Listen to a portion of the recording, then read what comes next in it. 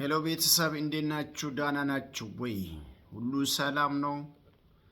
ዛሬ ደግሞ በአንድ ቃል ወደ እናንተ መጥቻለሁ። እግዚአብሔር መልእክቱን የሚሰጠው ለሕዝቡ ነው እና አገልጋይ ወይም ደግሞ የሚናገር ስለ እግዚአብሔር የሚናገር ከራሱ የሚናገር ቃል የለም። ቃል ከላይ ነው። ስለዚህ እግዚአብሔር የሰጠውን መልእክት ደግሞ መናገር ግድ ነው። ስለዚህ ደግሞ ሰሚዎቹም መስማት ግድ ነው። ተጠያቂ አንድ ዳኛ ስላለ ማለት ነው። ስለዚህ ጌታ መልካም አምላክ ነው። ዛሬ የመልእክቴ ክፍል ማቴዎስ ወንጌል 21 ከቁጥሩ ከ11 ላይ ያለውን ቃል አነባለሁ። ጌታ መልካም ነው። እንዲህ የሚል ቃል ታገኛላችሁ። ሕዝቡም ይህንን ከገሊላ ናዝሬት ይመጣ ነቢይ ኢየሱስ ነው አሉ። ኢየሱስም ወደ መቅደስ ገባና በመቅደስም የሚሸጡትና የሚገዙትንም ሁሉ አወጣ። የመዝገብንም ጠረጴዛዎችን፣ ገባተኞችንም፣ እርግብ ሻጮችንም ወንበሮችንም ገለበጣ ይላል። እዚህ ላይ ያነበበነው ቃል ጌታ ኢየሱስ ክርስቶስ ወደ ኢየሩሳሌም በአህያ ውርንጭላ ላይ እና በነቢዩ ኢሳያስ በአህያ እና አህያ የተናቃች በቃ ከምንም ከየትኛውም እንስሳ እንደውም ፈረስ ይፈጥናል ማለት ነው። አህያ በጣም በቃ ዘገምተኛ ነች። በሷ ላይ በጣም የመናቅ ዳር ነው ማለት ነው። እሱም ደግሞ ትልቅ አህያ ሳይሆን በአህያ ውርንጭላ ላይ ቁጭ ብሎ ኢየሩሳሌም ሲገባ አንድ ነገር እየሆነ ነበረ። የሆነ ነገር ምንድነው ብትሉ እና ኢየሩሳሌም መቅደስ ላይ ንግድ ተጧጥፎ ነበረ። ንግዱ በቃ ጦፈዋል። ሻጮች፣ እርግብ ሻጮች፣ ፍየል ሻጮች፣ በግ ሻጮች፣ አህያ ሻጮች፣ ገዢዎች ነበረ። ለምን ይሄ ኢየሩሳሌም ላይ ገባ በመቅደሱ ላይ ሆነ ካላችሁ እንደሆነ በሙሴ ትእዛዝ ሰው በአመት አንዴ አስራት ይከፍል ነበረ። ወደ ኢየሩሳሌም ወስዶ ነው የሚከፍሉ እና ያንን እየከፈሉ ከሩቅ እስራኤል ከጫፍ በቃ ሰው 3 ቀንና 4 ቀን አስራት ይዞ መጎዝ ስለሆነ አንድ ነገር ነው አስማማው ሙሴ ማለት ነው። ስለዚህ ያለው ነገር ወይም የእስራኤል መሪዎቹ አንድ ነገር ነው፣ ካህናቱ አንድ ነገር ነው ያወያየው ህዝቡን ማለት ነው። ያንን አስራት በአመት የሚታወጡትን ባለበት ቦታ ላይ ሽጣችሁ እና በኢየሩሳሌም ዙሪያ ላይ ከገባ ገዝታችሁ አስራት መክፈል ትችላላችሁ የሚባል ህግ ካወጡ በኋላ ነው ይሄ ሰዎች ገንዘብ ወይ ከእስራኤል ከጫፍ መጥተው ምን ያደርጉ ነበረ? በግ፣ ፍየል፣ እርግብ ሁሉ እየገዙ አስራት እየከፈሉ ነበረ። ለዛ ገባ ቆመ ማለት ነው። ስለዚህ ገባተኞች በቃ እርግብ ሻጪ፣ ገዢ እና ገዝቶ የሚከፍል ዙሪያ ላይ በኢየሩሳሌም ዙሪያ ላይ ያሉት ደግሞ በግ ፍየል ያመጣሉ። ከሩቅ የመጡት ደግሞ ገንዘብ ይዞ የመጡና ገዝቶ አስራት ይከፍሉ ነበረ። በዛ ሰዓት ላይ ገባ ነው ያቆሙ ማለት ነው።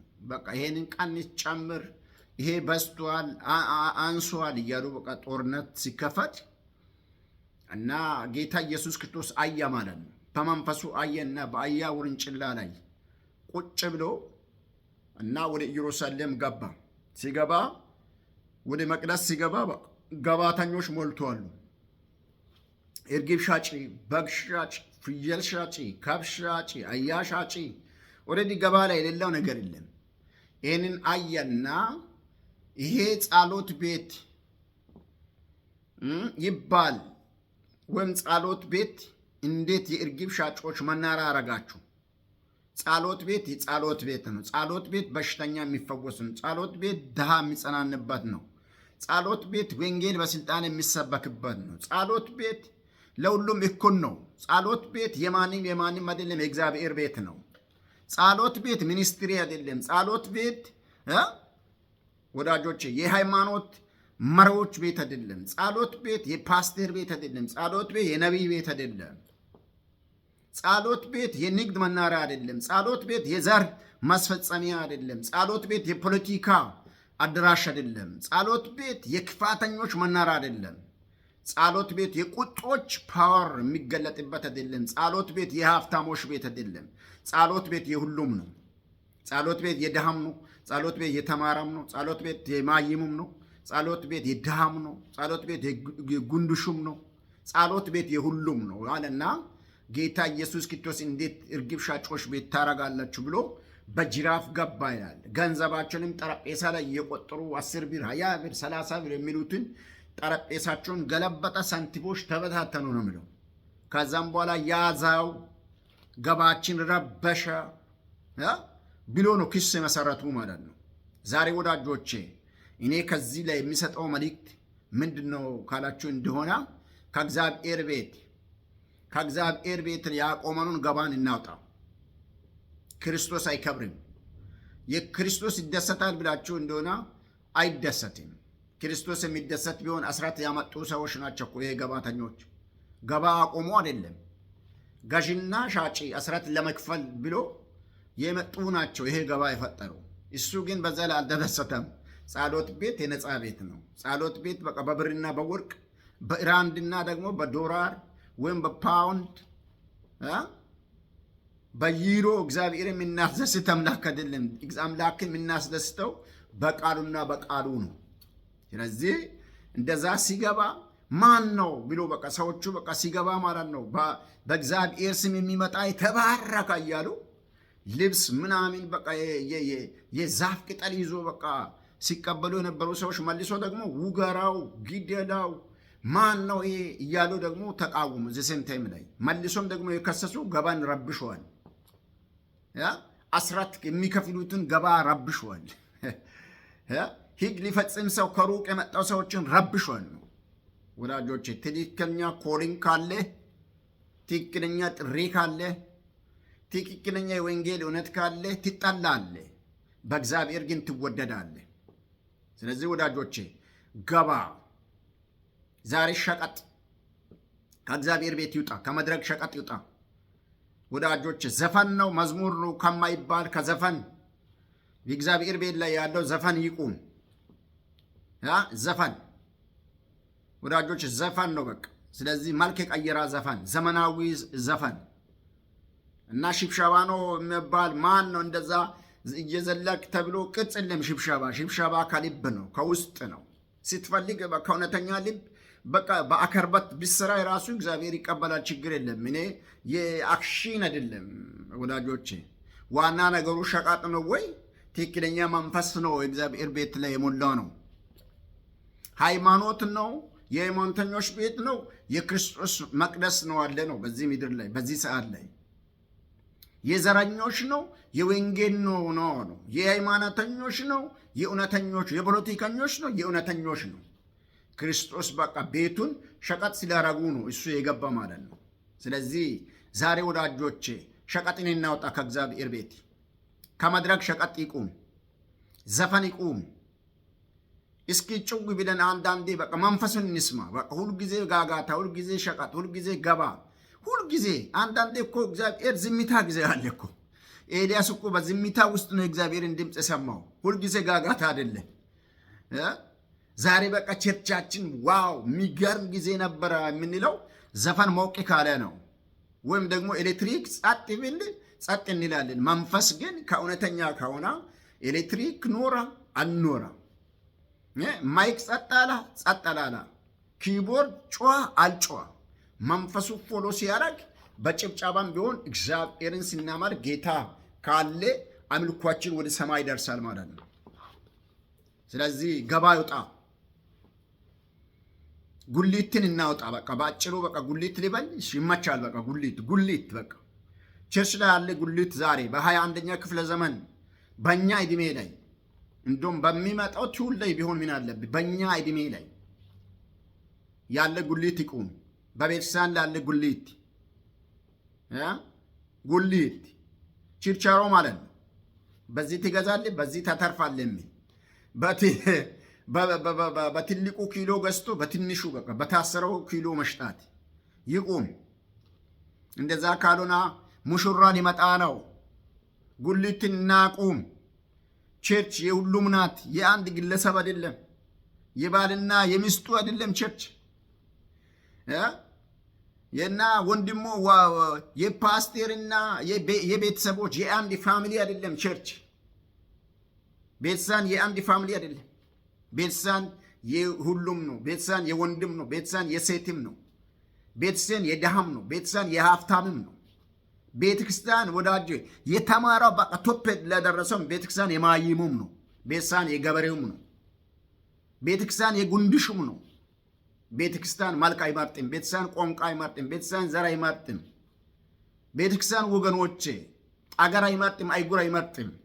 ቤተክርስቲያን የሁሉም እኩል ናት። ክርስቶስ በመስቀል ላይ የሞተው ለዛች ቤተክርስቲያን ነው ማለት ነው። ያ ቤተክርስቲያን ዛሬ ክርስቶስን ወክለ እዚህ ምድር ላይ ካለች ጉሊትን እናውጣ። የቤተክርስቲያን መሪዎች ጉሊትን አውጡ። ነቢያት ጉሊትን አውጡ። ወንጌላውያን ጉሊትን አውጡ። ሚሽነሮች ጉሊትን አውጡ። ከፊት ያላችሁት ጉሊትን አውጡ። ጉሊት አለ ዛሬ ቤተክርስቲያን ላይ ችርቻሮ፣ ሽንገላ።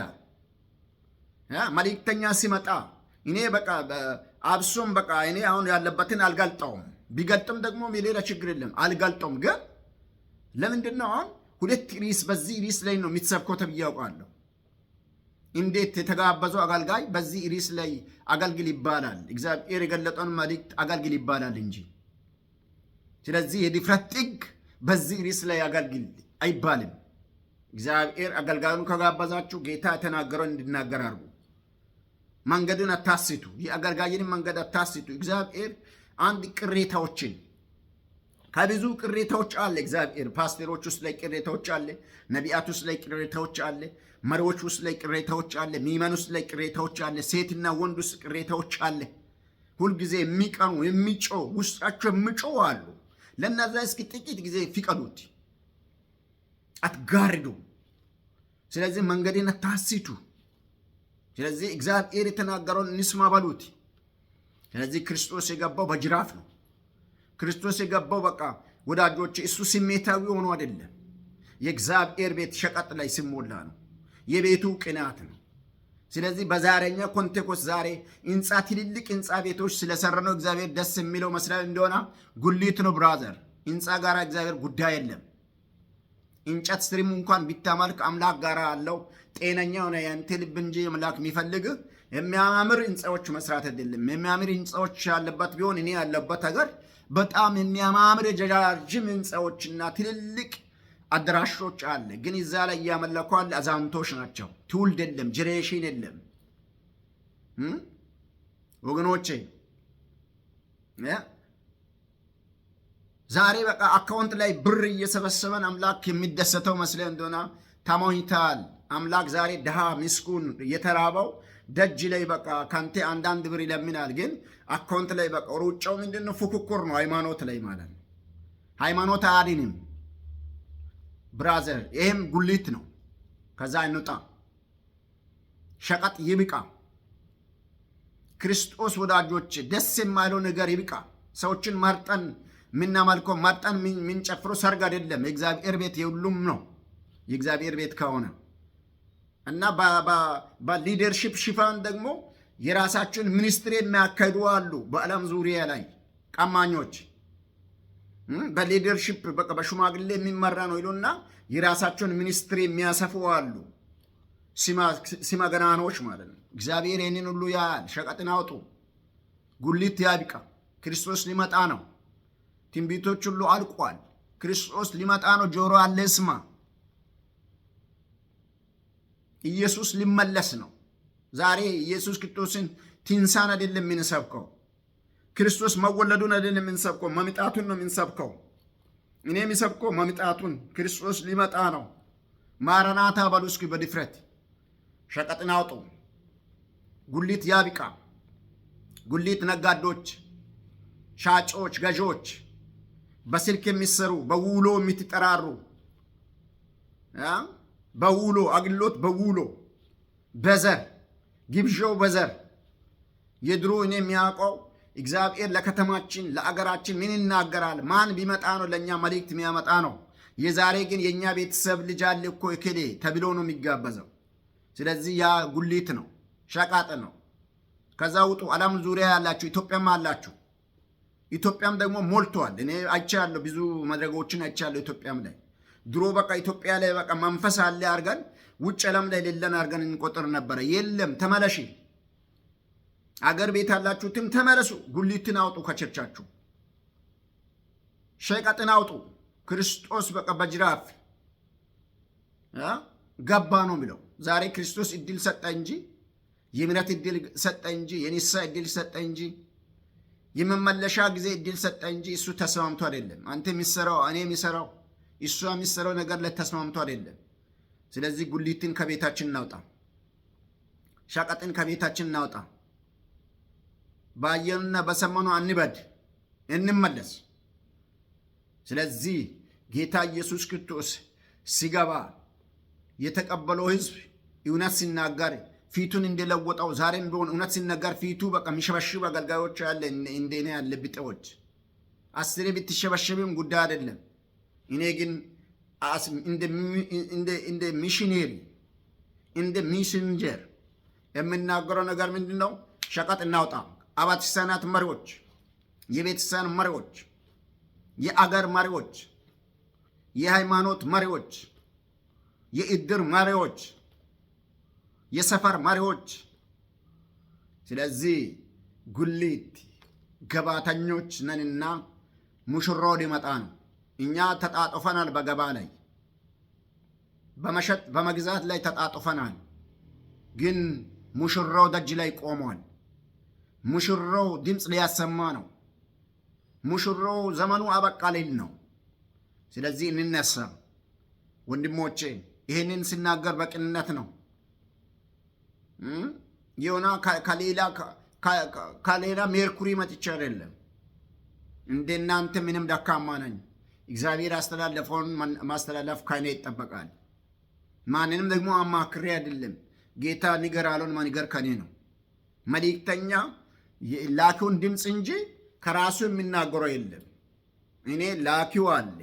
ተናገር አለውን መናገር ነው። ካልተናገሩ ተጠያቂ ነኝ። ስለዚህ እንደዛ ገባ ውስጥ ነው ያለ ነው። ስለዚህ እንመለስ። ቸርቹን እግዚአብሔር እድል የሰጠው እንድንመራ እድል የተሰጠን ሰዎች ካህናት፣ የዛሬ ካህናቶች፣ የዛሬ ሙሉ አገልጋዮች ይህንን ሸቀጥ እናውጣ። ሜቢ ቢከለክሉ ቀለብ ነው። እንዴት እንደዛ ሰባክ ተብለ ብትከለከል ቀለብ ነው። ቀለቡን አምላክ ይመግብሃል። የሚከለክሉ ፖስታ ነው። ፖስታን አምላክ ይሞላዋል። እነሱ የሚሰጠው ፖስታ ለአንተ ምንም ማድረግ። ስለዚህ አምላክን እውነት ተናግረ ብትሪብ፣ አምላክን እውነት ተናግረ ብትገፋ፣ አምላክን እውነት ተናግረ ደግሞ ብትናቅ ትከብራለህ። ክርስቶስ ከበረኩ። ነቢይ ነው ያሉት አንደበታቸው እንዴት ይግቡ? ትላንትና የከበረው በቃ የኢየሩሳሌምን በቃ ክብር መንግስትን መለሰ ብሎ ደስ ያሉ ሰዎች እና ሊሞት ነው ሲባል ደግሞ እንደሚትሞት ንጉሱን እንደምናመልከው ብሎ ነው ተቃወሙ። ገባን ረብሸዋል ብሎ ነው ክስ ጀመሩ። ዛሬ ወዳጆቼ እውነት ከተናገራችሁ ትጠላላችሁ። እውነት ከተናገራችሁ ትገፋላችሁ። እውነት ከተናገራችሁ ወዳጆቼ ትሰቃያላችሁ። ግን አምላክ ከእናንተ ጋር እንዳለም ኢማኑ። አትወጥቁም። እኔ ምስክር ነኝ። ስለዚህ አምላክ ጋር ቆሙ። በወንጌል ጎን ላይ ቆሙ። ለእውነት ሙቱ። ለእውነት ተራቡ። ለእውነት ተገፉ። ግድ የለም አምላክ ይኪሰዋል። ስለዚህ ይሄ ነው ሚሴጄ። ስለዚህ የእግዚአብሔር ቤት ይጽዳ። የእግዚአብሔር ቤት የሁሉ ይሁን። የእግዚአብሔር ቤት ከህንፃ ይልቅ ወንጌል ይሰበክ። የእግዚአብሔር ቤት ወዳጆች ከማምር ወንበር ይልቅ ወንጌል ይሰበክ። ወንበር አያስፈልግም ብዬ አይደለም። ህንፃ አያስፈልግም ብዬ አይደለም። ቃሉን አታጣምሙ። ቅድሚያው ማን ነው እንበል። ማን ነው? ፍቅር ይቅደም። ስለዚህ ይሄ ነው። ይሄንን በቅንነት መንፈስ አላችሁት ስሙ። ለእናንተም ለመከናወን ለጤና ለሰላም ይሁንላችሁ። ተባረኩ። ይወዳችኋለሁ። ብሩክ ሁኑ። we love you brother and sister. Are you blessed?